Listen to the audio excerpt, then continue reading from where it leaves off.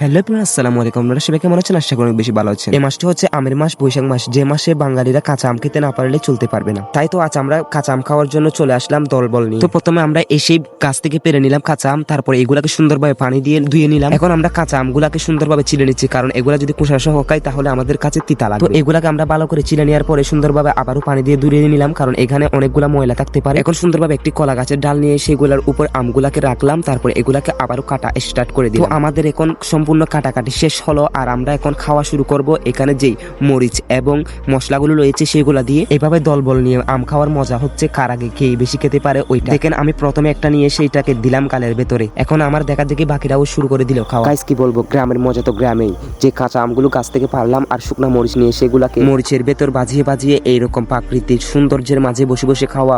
এখন এমন একটা আওয়াজ হচ্ছে যেটা হচ্ছে। তো আপনারা বেশি দেখেন না, আপনারা নিজেরা খাওয়ার ট্রাই করুন। আজকের জন্য এতটুকু ভিডিও। সবাই ভালো থাকবেন, সুস্থ থাকবেন। আসসালামু আলাইকুম।